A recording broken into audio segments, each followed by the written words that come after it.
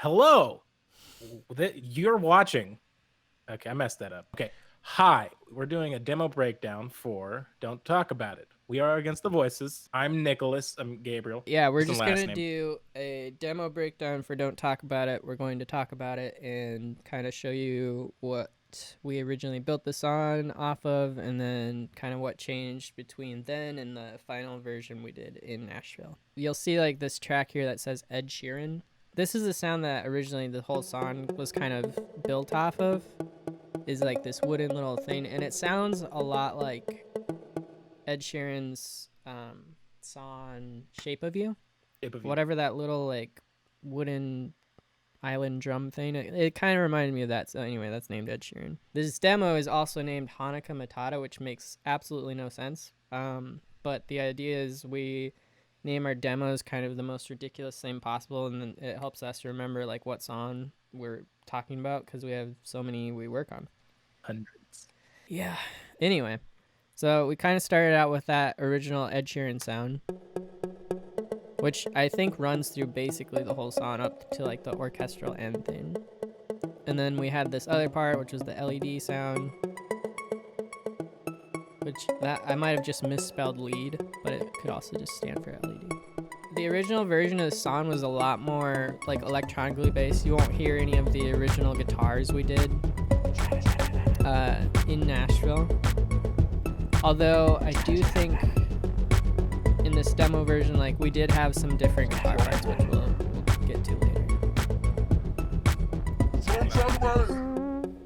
For all our songs, we have a like stand-in for the lead vocal. And here it's this sound I have. I call it Kasumafu for some reason. But that's like the stand-in for the verse melody, and then later on in the chorus.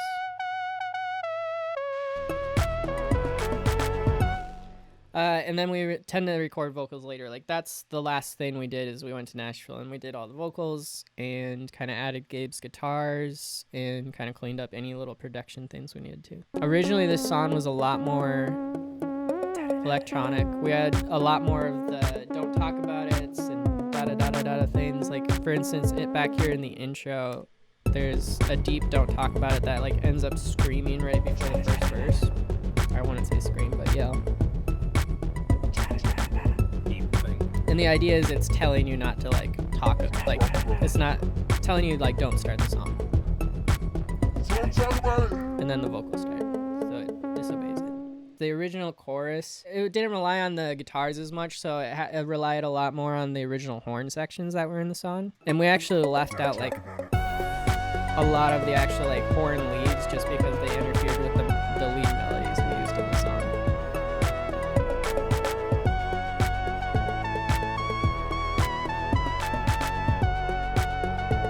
But otherwise, like the structure of the song never really changed much. We did Gabe's rap. We tried rewriting that like, I don't know, maybe like 4 times or something. We rewrote the rap like a lot. It took a good deal of like reworking to like figure out exactly what we wanted to do.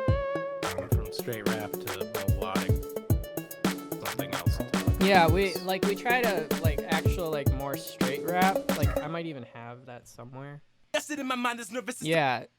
We had like a straight up rap, and then we decided like, well, that wasn't working that well, so we tried adding it to like a melody like that kind of descends and reascends, and that ended up working just a lot better. The only other major change that the song had was the end section where we go down into like the weird spaced out stuff. It originally built up like a bit more, because in the final version that you hear, like we go into a whole like orchestral like motif thing at the end, but originally we only went down to like a brief string thing, and then we brought up like the whatever. But the strings were at like the very, very end, and this itself like went on just like a bit longer. So like right there you can hear like the bass actually like continues on, and then it ends with the strings. So it's just like a small difference, but like it's something we ended up changing Because when we went down there, Eric's like, hey, maybe this is something we build out a bit more instead of, just bringing back the like electronic stuff. The only other like real final thing in here is you can hear some of the stuff that we originally had for the guitar. So we had some like different acoustic stuff in the chorus, which is just like some picking stuff. And then we originally were going to do like some really Weezer sounding guitar lines. Hopefully Rivers would be proud. Yeah. And they just kind of followed the lead a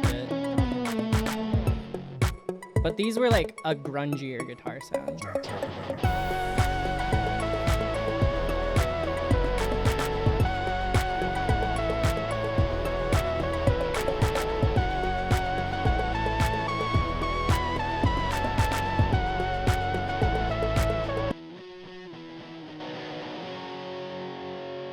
Yeah, but like that's essentially the demo. It didn't change a whole lot. It was mainly just like the guitar additions and stuff that we added. So if we go into the final version that we did, which is Don't Talk About It, and we named it that because we were under pressure to give a name because we didn't have one.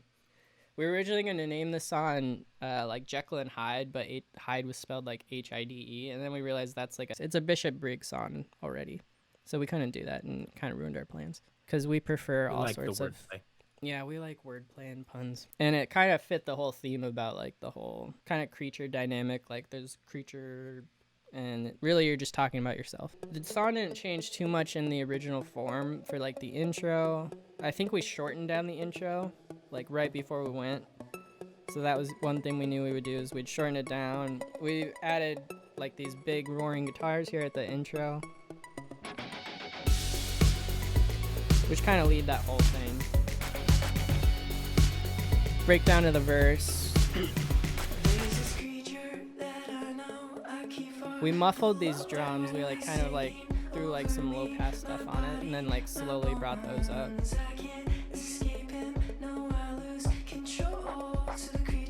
And then this original chorus like now has just like a lot more guitar. It doesn't rely on the horns and like brass sections so much. There's different harmonies we threw in there with everything. This little horn line, that's brand new.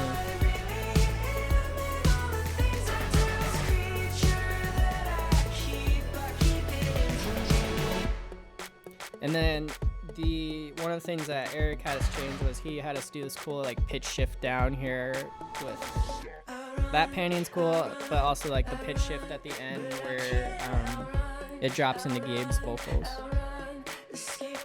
And then the main thing was this whole back section became like a lot more like trap based. Just with like the little pitch shifts down. We brought in like all those 808 type of sounds and everything.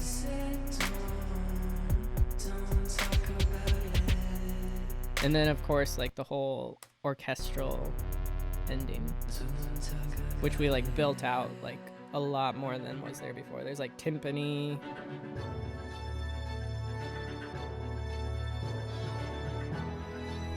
But we did manage to keep like the original ending, which was the whole like da-da-da-da legato thing at the end. Or staccato. Yeah, staccato. I don't know. Musical terms. For non-musicians. Wait, this is for music? We make music? The brass section was like something we originally like really relied on.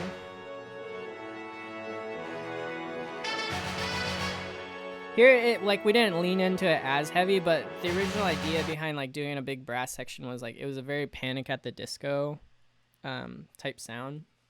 We originally had going for the demo, like something off of Death of a Bachelor was kind of the original like intention behind, I don't know, all the weird nonsense that's kind of thrown throughout the song. Lyrically, I don't know, what would you say lyrically? Like the inspiration behind all the lyrics? I think we kind of both take our own inspirations and then combine them. Yeah, I tend to write from like a third person perspective, or at least like I build a character and then I try to write from that character's perspective.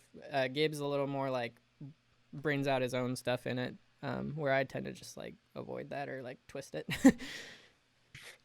Like emotions? No. Emotions, hide. I don't know. I think the lyrics kind of speak for themselves in a way. Yeah. I mean, if you look into them. I originally, yeah, we had it's the original start of the song was the first verse. The whole like there's this creature I know. That originally came from a whole other song I had written like a long time ago, and I only took like that little section and I wrote like we've used that as the basis for this song, but that original song was called Incubus or something, because like it was supposed to be like a creepy like title about like creature, and then I googled that and I found out like, oh, don't name it that, because it's the name of like a sex demon or something. Something like really bad, where I was just like, oh, okay, like whoops. Or good, who knows? Yeah, but like that's where it originally comes from. Yeah. The song basically like speaks for itself a lot lyrically. I think also too, this is like our most traditional song structure we did. We don't tend to normally like repeat a chorus or jump back into the we don't jump back in the same melody twice, or at least like never exactly the same way. We try to like throw our structures like completely off what the normal, like a normal pop song is supposed to be: verse, pre-chorus, chorus, verse, pre-chorus, chorus, bridge, chorus, end. Like that's kind of the normal structure, and like it's a lot of repetition to like ingrain it into your brain, all that. No, I'd just say like we kind of rely on our melodies to ingrain themselves in their own way, and like if you like a melody, like you'll want to come back to it. But that's kind of the original like intention behind Don't Talk About It. Any other final thoughts? Tell your grandma to listen to it. Tell your grandma to listen to Don't Talk About It. Tag us in a video of your grandma jamming out to it. Yeah, we're only interested, like grandma. Not you. We don't want to see you. We're only interested in videos of your grandmother, like enjoying our song. But yeah, that's the basis of Don't Talk About It. Don't talk about it. Don't talk about it. Only sing about it. Only sing. Adios. Wanting my attention 'cause he loves when I'm alone. Faces not so foreign, follows everywhere I go.